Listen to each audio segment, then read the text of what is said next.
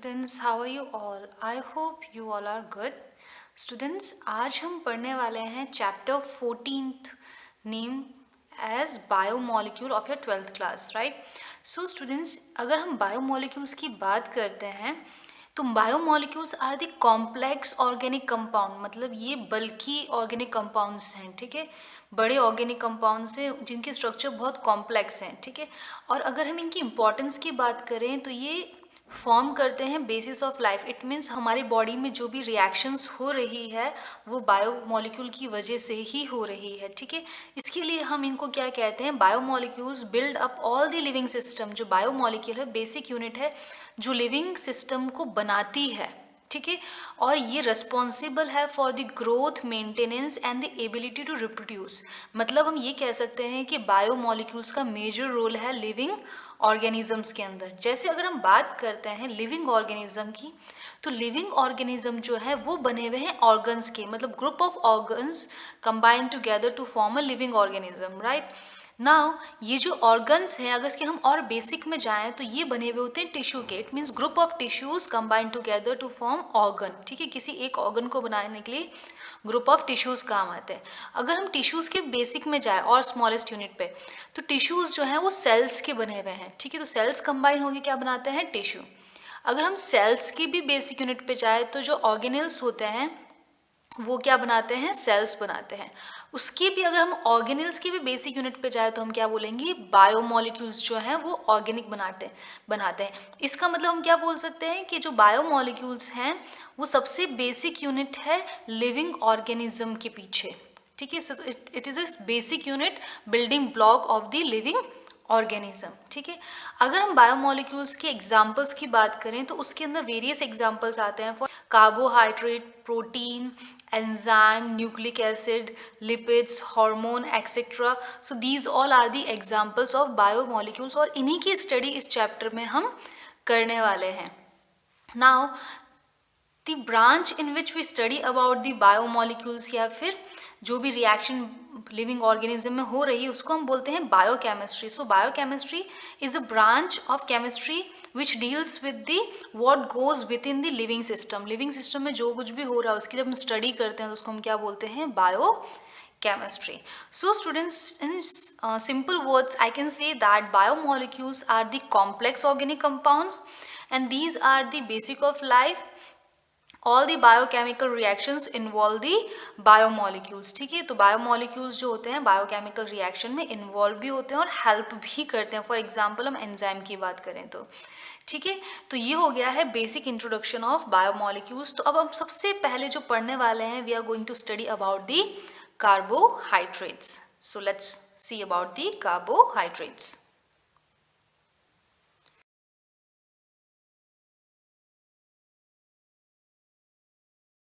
So let's see the definition of carbohydrate. देखो carbohydrates है ना, दो वर्ड से बना हुआ है, कार्बो एंड हाइड्रेट्स।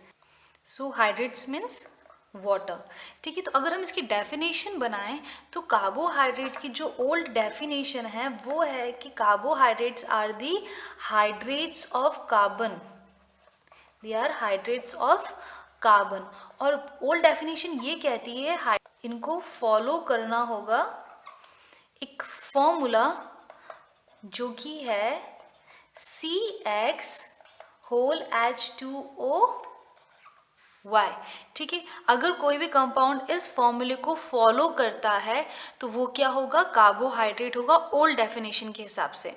जैसे कि देखिए अगर हम एग्जांपल लेते हैं C12H22O11, ठीक है? अगर मैं इसको इस फॉर्म में लेके आती हूँ तो C क्या हो गया, 12, और अगर मैं इसको H2O की फॉर्म में लेती हूँ तो यहाँ मैं लगा देती हूँ 11।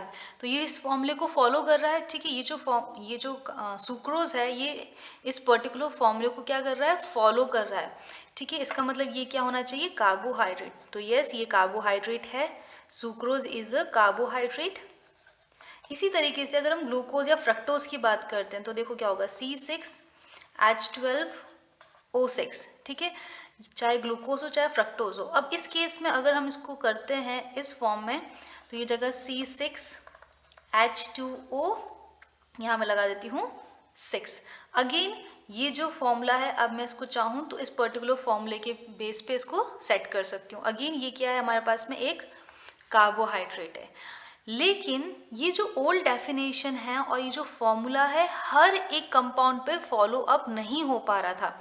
जैसे कुछ एक कंपाउंड्स ऐसे थे जो इस फॉर्मूले को फॉलो तो कर रहे थे बट वो कार्बोहाइड्रेट नहीं थे, ठीक है। फॉर एग्जाम्पल अगर हम यहाँ पे देखते हैं एसिटिक एसिड CH3COOH, ठीक है। अगर मैं इसको चाहूँ मैं इसको लिख सकती हूँ C2H2O होल ट्वाइस, क्योंकि देखो यहाँ पे कार्बन कितने हमारे पास में 1 2 कार्बन, हाइड्रोजन कितने 4 2 2 4, ऑक्सीजन कितने 2, सो 2 ऑक्सीजन। तो ये जो एसिटिक एसिड है ये इस फॉर्मूले को फॉलो कर रही है but it is not carbohydrate, ठीक है। फॉर्मूला फॉलो अप करने के बाद भी ये क्या है, कार्बोहाइड्रेट नहीं है, ठीक है। और कुछ एक ऐसे कंपाउंड्स भी थे, मॉलिक्यूल्स भी थे जो इस फॉर्मूले को फॉलो नहीं कर रहे हैं बट भी वो फिर भी वो क्या है, वो कार्बोहाइड्रेट्स हैं। जैसे कि एक एग्जांपल देती हूँ मैं आपको रैमनोज का, जो कि है C6H12O5, ठीक है। ये जो है इसको अगर मैं इस फॉर्म में लाने की कोशिश करूँ तो हो जाएगा C6H2O होल 5। इवन दो हमारे पास 2 हाइड्रोजन बचेंगे तो उसको हमको इस तरीके से लिखना पड़ेगा। तो ये क्या कर रहा है, ऊपर वाले फॉर्मूले को फॉलो नहीं कर रहा है। Do not follow formula, even though ये क्या है, कार्बोहाइड्रेट है बट इट इज कार्बोहाइड्रेट, ठीक है। इसको हम बोलते हैं रैमनोज। तो आप समझ रहे हैं, कुछ कंपाउंड ऐसे हैं जो फॉर्मूला को फॉलो तो कर रहे हैं बट कार्बोहाइड्रेट नहीं है, कुछ कंपाउंड जो फॉर्मूले को फॉलो नहीं कर रहे हैं बट कार्बोहाइड्रेट है। इस वजह से इस ओल्ड डेफिनेशन को डिस्कार्ड कर दिया गया और एक न्यू डेफिनेशन इंट्रोड्यूस की गई। तो देखते हैं नई डेफिनेशन क्या है जिसके हिसाब से सारे जो कार्बोहाइड्रेट है वो उसमें आराम से फिट हो रहे। तो let's see the new definition. So new definition ये है that carbohydrates are first optically active.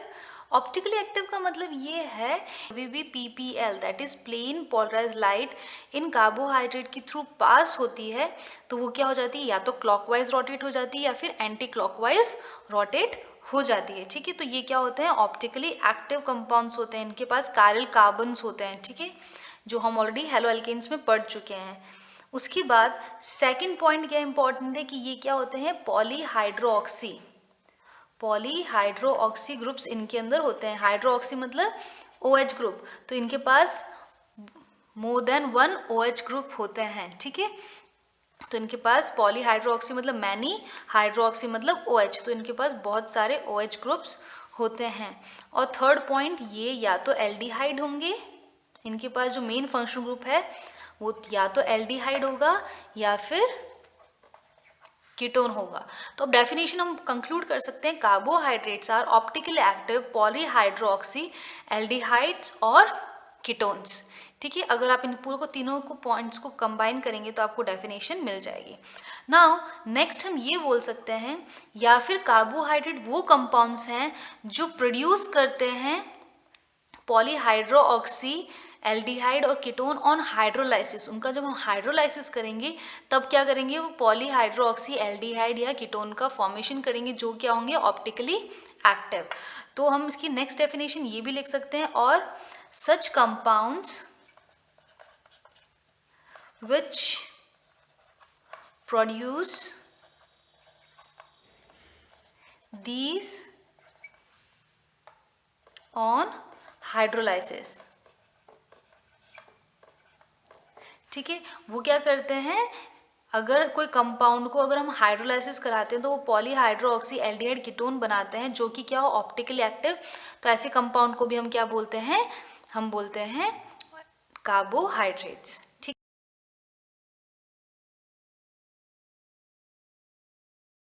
तो बच्चे चलो हम नॉमेनक्लेचर के बारे में पढ़ते हैं कार्बोहाइड्रेट्स की। तो जब हम कार्बोहाइड्रेट के नॉमेनक्लेचर की बात करते हैं उसके सफिक्स में हमेशा क्या लगेगा, ओज लगेगा। आप सफिक्स पे क्या लगाएंगे, ose. Now we have already studied that जो उनकी फंक्शनल ग्रुप है वो या तो एल्डिहाइड होगा या फिर कीटोन होगा। ठीक है, तो अगर एल्डिहाइड फंक्शनल ग्रुप है आपके पास तो आप उसको बोलेंगे एल्डोज।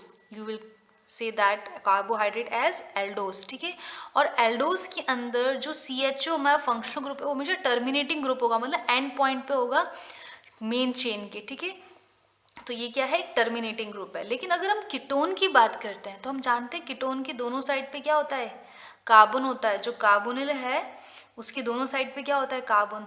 ठीक है, तो जो कीटोन हमारे पास में है वो फंक्शनल ग्रुप चेन में किसी भी पोजीशन पे हो सकता है। ठीक है, वो सेकंड, थर्ड, फोर्थ, फिफ्थ किसी भी पोजीशन पे हो सकता है, बस वो टर्मिनल नहीं होगा। ठीक है, जो कीटोन ग्रुप है वो टर्मिनल ना होके चेन में किसी भी पोजीशन पे हो सकता है। और अगर कार्बोहाइड्रेट में कीटोन फंक्शनल ग्रुप है तो हम उसको क्या बोलेंगे, कीटोस बोलेंगे। ठीक है, अब अगर हम बात करते हैं नेचुरल कीटोस की, ठीक है, नेचुरल कीटोस की अगर हम बात करते हैं तो वो जो होगा कीटोनिक ग्रुप वो सेकंड कार्बन पे होगा। ठीक है, नेचुरल कीटोन में हमेशा जो कीटोनिक ग्रुप है वो सेकंड कार्बन पे होता है।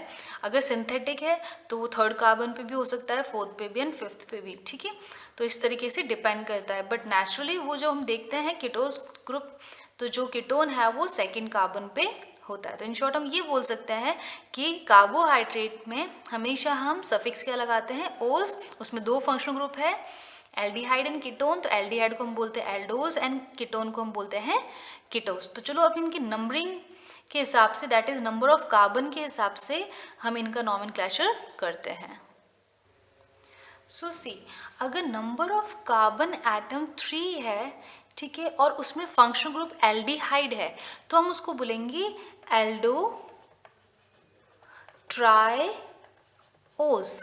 ठीक है, 3 कार्बन के हिसाब से हम बीच में सिर्फ ट्राई लगा देंगे। ठीक है, नंबर ऑफ कार्बन्स हम एल्डो और ओस के बीच में लगाते हैं। ठीक है, अगर 4 कार्बन है तो हम लिखेंगे एल्डो टेट्रा ओस। अगर 5 कार्बन है तो हम लिखेंगे एल्डो पेंट ओस। ठीक है, अगर 6 कार्बन है तो हम लिखेंगे एल्डो हेक्सोस। ठीक है, और अगर 7 है तो लिखेंगे एल्डो हैप्ट ओस।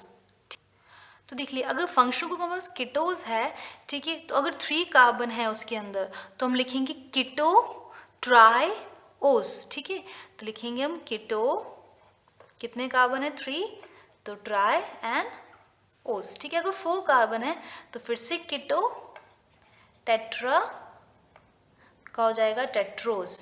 ठीक है, 5 है तो कीटो पेंट ओस।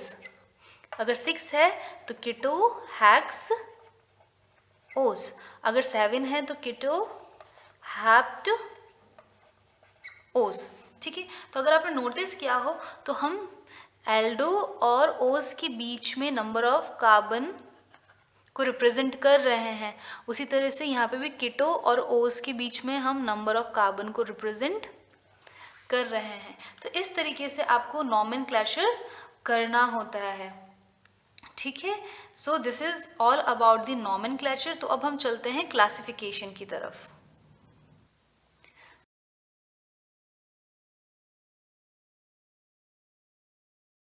So let's see the classification. Students, you have to keep in mind that carbohydrate are also known as saccharides. Now saccharides is a Greek word which is saccharum. ठीक है, और जो saccharon होता है उसका मतलब होता है शुगर। ठीक है, तो कार्बोहाइड्रेट को सैकेराइड्स भी कहते हैं। चलो अब क्लासिफिकेशन की तरफ चलते हैं। तो जो फर्स्ट क्लासिफिकेशन हम स्टडी करने वाले हैं वो है on the basis of number of product form on hydrolysis. ठीक है, on the basis of number of product form on hydrolysis. ठीक है, हाइड्रोलाइसिस करने पर कितने प्रोडक्ट बनते हैं, ठीक है, उसके बेसिस पे हमने क्लासिफिकेशन किया है। ठीक है, तो इसके अंदर जो फर्स्ट है वो है मोनोसैकेराइड्स। क्या है, मोनोसैकेराइड्स। अब मोनोसैकेराइड्स वो कार्बोहाइड्रेट्स होते हैं जो हाइड्रोलाइज ही नहीं होते हैं, ठीक है, do not undergo hydrolysis. Such carbohydrates which do not undergo hydrolysis, उनको हम क्या बोलते हैं, मोनोसैकेराइड्स। अब वो हाइड्रोलाइसिस के अंदर क्यों नहीं जाते, क्योंकि सिंपलेस्ट फॉर्म है कार्बोहाइड्रेट का, ये फर्दर ब्रेक नहीं हो सकते हैं, ठीक है। ये क्या है, these are the simplest sugar, ठीक है, सबसे सिंपल शुगर है, सबसे सिंपल कार्बोहाइड्रेट है, ठीक है। तो क्योंकि सबसे सिंपल है, सबसे स्मॉलेस्ट यूनिट है, तो इसको फर्दर हम हाइड्रोलाइसिस का नहीं करा सकते और नंबर ऑफ प्रोडक्ट फॉर्म नहीं कर सकते। तो which do not undergo hydrolysis are called the monosaccharides. Now अगर इसके हम एग्जाम्पल की बात करें तो जो उसका एग्जाम्पल है वो है ग्लूकोज, फ्रक्टोज, राइबोज, गैलेक्टोज। तो यहाँ पे एग्जाम्पल लिख देते हैं हम, ग्लूकोज, फ्रक्टोज, राइबोज, गैलेक्टोज, ठीक है। तो these are the some example of monosaccharides. अब हम चलते हैं नेक्स्ट की तरफ। तो जो नेक्स्ट हमारे पास में है वो है ओलिगोसैकेराइड्स। ओलिगोसैकेराइड्स क्या करते हैं, on hydrolysis they give 2 to 10 units, ठीक है, 2 से 10 यूनिट्स हमें मिलती है। अगर 2 यूनिट्स मिलती है तो उसको हम बोलते हैं डाइसैकेराइड्स, ठीक है। अगर आपको 2 यूनिट्स मिलती है तो उसको हम क्या बोलते हैं, डाइसैकेराइड्स। अगर आपको 3 यूनिट्स मिलती है तो उसको हम बोलते हैं ट्राइसैकेराइड्स। इन द सेम वे अगर 4 मिलेगा तो टेट्रासैकेराइड्स, 5 मिलेंगे तो पेंटासैकेराइड्स, ठीक है।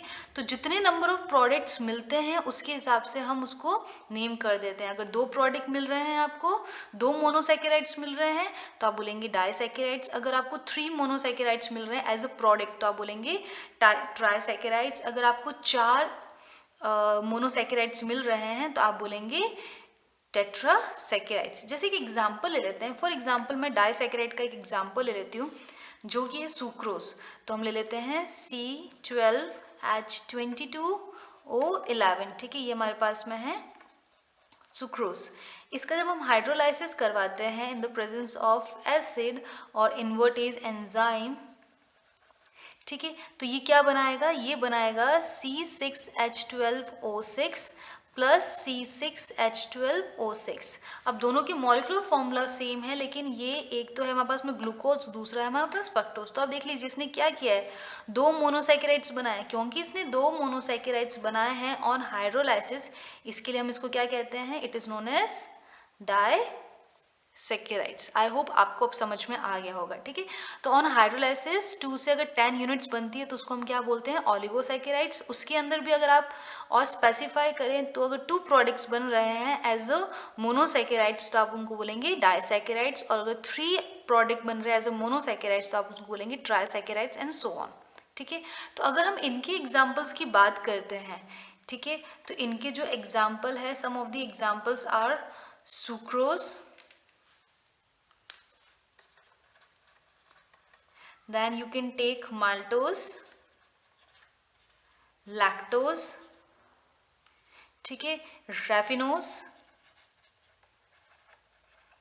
एंड इस तरीके से कुछ एग्जाम्पल्स हैं जो ओलिगोसैकेराइड्स के एग्जाम्पल है। तो नेक्स्ट कैटेगरी की तरफ चलते हैं जो कि है पॉलीसैकेराइड्स। तो देखिए पॉलीसैकेराइड्स क्या होता है, आपको समझ में आ ही गया होगा अभी तक। पॉली मतलब मैनी, तो जब आपको 10 से ज़्यादा यूनिट मिलती है, ठीक है, पॉलीसैकेराइड्स में क्या होता है, ऑन हाइड्रोलाइसिस आपको क्या मिलेगा, 10 से ज़्यादा यूनिट। तो अगर हाइड्रोलाइज करने पे मोर देन 10 यूनिट्स आपको मिलती है, मतलब मोर देन 10 आपको मोनोसैकेराइड्स मिलते हैं, तो उसको हम क्या बोलते हैं, उसको हम बोलते हैं पॉलीसैकेराइड्स। जैसे कि एग्जाम्पल है इनका स्टार्च, ठीक है, या फिर आप बोल सकते हैं सेलुलोज, जो बहुत ही इंपॉर्टेंट है, जो आप डे टू डे लाइफ में यूज़ भी करते हैं, ठीक है, या फिर glycogen, so these all are the example of polysaccharides, मतलब आप इनका हाइड्रोलाइसिस कराएंगे तो आपको 10 या 10 से ज़्यादा यूनिट्स मिलती है, ठीक है। So these are the type of carbohydrates on the basis of hydrolysis, या फिर हम बोल सकते हैं on the basis of product which form on the hydrolysis, ठीक है। So this is the simple about the hydrolysis. So let's move to the next form of classification. So next classification is on the basis of reducing nature. तो अगर ये reducing nature show करते हैं या नहीं करते हैं, उनके बेसिस पे भी हम इनको क्लासीफाई कर सकते हैं. तो जो फर्स्ट क्लासिफिकेशन है इसके अंदर वो है नॉन रिड्यूसिंग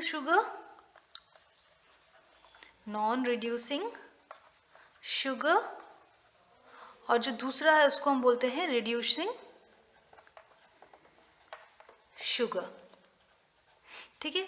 अब रिड्यूसिंग एंड नॉन रिड्यूसिंग का मतलब क्या है? रिड्यूसिंग शुगर वो शुगर होती है जो कि पॉजिटिव टेस्ट देती है with the Tollen reagent, Fehling solution या फिर बेनेडिक्ट सॉल्यूशन, ठीक है. तो हम यहाँ पे अगर बात करते हैं रिड्यूसिंग नेचर की, तो ऐसी शुगर जो कि रिड्यूस कर दे, विच रिड्यूसेस द टॉलेंस रिएजेंट, ठीक है, या फिर फेलिंग रिएजेंट,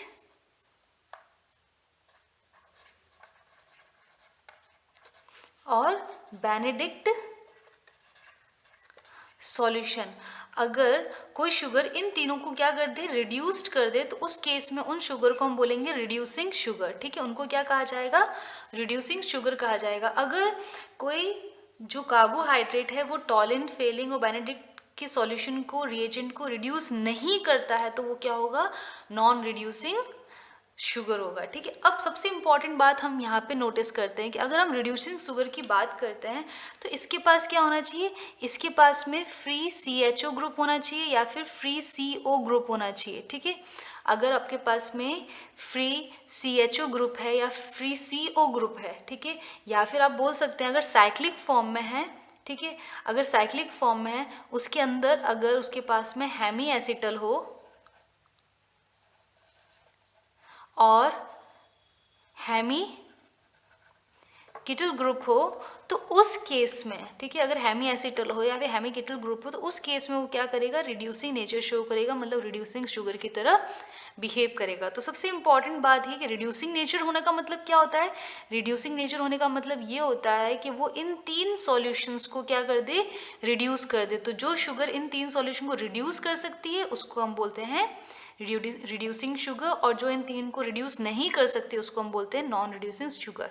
अब कौन रिड्यूस कर सकता है, आप उसको स्ट्रक्चर से भी बता सकते हैं. मतलब अगर चेन है हमारे पास में, तो फ्री अगर CHO या CO ग्रुप है, ठीक है, या फिर साइक्लिक के अंदर हेमी एसिटल या हेमी कीटल फॉर्म है, तो उस केस में वो क्या करेगा? रिड्यूसिंग नेचर शो करेगा, मतलब वो क्या करेगा? रिड्यूसिंग शुगर की तरह बिहेव करेगा पर्टिकुलर कार्बोहाइड्रेट.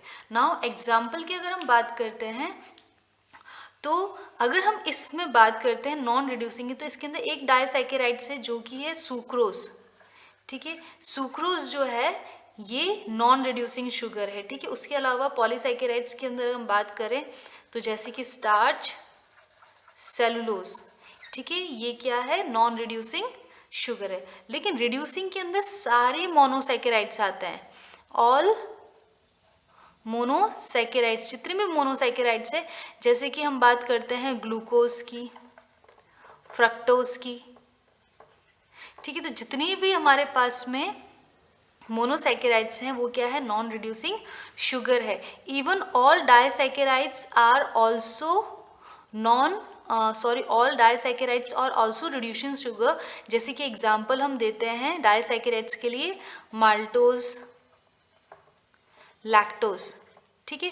एक्सेप्शन क्या है? एक्सेप्शन है डाइसैकेराइड का सुक्रोज, जो कि क्या है?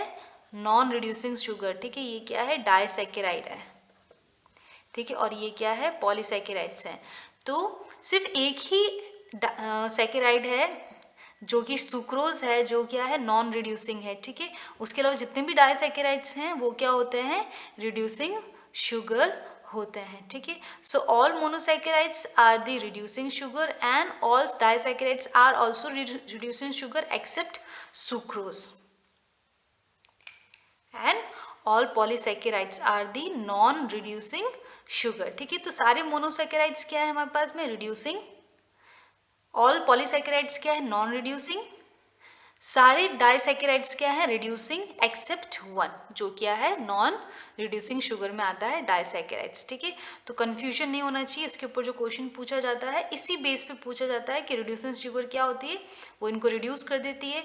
अगर स्ट्रक्चर से हम आइडेंटिफाई करने की कोशिश करें तो क्या करें, उनके पास फ्री CHO या CO ग्रुप होना चाहिए, डिपेंड्स कि एल्डिहाइड है, कीटोन है, साइक्लिक में हेमी एसिटल या फिर हेमी कीटल फॉर्म होना चाहिए, ठीक है। और इसके अंदर जब हम नॉन रिड्यूसिंग शुगर की बात करते हैं तो it can not be open into free carbonyl group, ठीक है। इसको हम फ्री कार्बोनिल ग्रुप के अंदर ओपन नहीं कर सकते हैं। आई होप आपको ये टॉपिक समझ में आ गया होगा। इसमें मेनली जो क्वेश्चंस पूछे जाते हैं वो ये ही पूछे जाएंगे।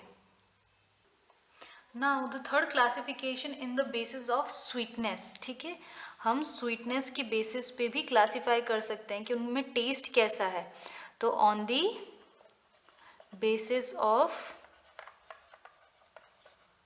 स्वीटनेस, अब इसके अंदर टू टाइप से क्लासीफाई किया गया है, एक है शुगर और दूसरा है नॉन शुगर, ठीक है। तो जिनका स्वीट टेस्ट है उनको हम बोलेंगे शुगर, ठीक है। जिनके अंदर स्वीटनेस है उनको हम बोलेंगे शुगर, और जिनके अंदर स्वीटनेस नहीं है उनको हम बोलेंगे नॉन शुगर। तो अगर हम एग्जाम्पल की बात करें तो जितने भी मोनोसैकेराइड्स, मोनो एंड डाइसैकेराइड्स हैं वो किसके अंदर आते हैं, शुगर के अंदर आते हैं, उनका स्वीट टेस्ट होता है, ठीक है। लेकिन जितने भी पॉलीसैकेराइड्स हैं वो क्या आएंगे, नॉन शुगर के अंदर आएंगे, उनका टेस्ट जो होता है वो स्वीट नहीं होता है, ठीक है। Now the last classification is on the basis of number of carbon, on the basis of number of carbon. अब बच्चों ये तो आप ऑलरेडी अभी थोड़ी देर पहले नॉमेनक्लेचर में भी पढ़ चुके हैं, ठीक है। मान लीजिए अगर नंबर ऑफ कार्बन जो है वो 3 है तो हम उसको बोलेंगे ट्राईओज, क्योंकि हमें पता है हम सफिक्स क्या लगाते हैं, ओज लगाते हैं, ठीक है। नंबर ऑफ कार्बन अगर 4 है तो हम उसको लिखेंगे टेट्राओज, ठीक है। अगर नंबर ऑफ कार्बन 5 है तो हम उसको लिखेंगे पेंटोज, अगर 6 है तो हेक्सोज, 7 है तो हैप्टोज, ठीक है। इस तरीके से आप उनकी नेमिंग करते हैं। अब आपको एक बात और पता है कि अगर उसमें एल्डिहाइड ग्रुप है तो क्या लग जाएगा, प्रीफिक्स एल्डो, और अगर कीटोनिक ग्रुप है, फंक्शनल ग्रुप, तो लगा देंगे कीटो। मतलब अगर मान लीजिए कि आपको एक एग्जाम्पल दे रखा है कि 5 कार्बन है प्लस उसमें कीटोन ग्रुप है, तो आप क्या लिखेंगे, आप पहले तो लिखेंगे कीटो, फिर 5 के लिए क्या लिखेंगे, पेंटोज, ठीक है। तो जो भी फंक्शनल ग्रुप है इसके अंदर क्या होता है, जो भी फंक्शनल ग्रुप है वो पहले आएगा, ठीक है। उसके बाद में नंबर ऑफ कार्बन लिखेंगे और लास्ट में हम क्या लिखेंगे, ओस, ठीक है। तो अगर जो फंक्शनल ग्रुप है उसको आप या तो एल्डो के फॉर्म में लिखेंगे या कीटो के फॉर्म में लिखेंगे, डिपेंड्स कि एल्डिहाइड है कीटोन है। जैसे अभी मैंने आपको एग्जांपल दिया है कि कीटोन है और 5 कार्बन है, तो आप लिखेंगे कीटो, 5 कार्बन के लिए पेंट, और पीछे क्या आ जाएगा, ओस, ठीक है। तो इस तरह से प्रीफिक्स एंड सफिक्स आप यूज करते हैं। सो this is very simple. So this is all about the classification. और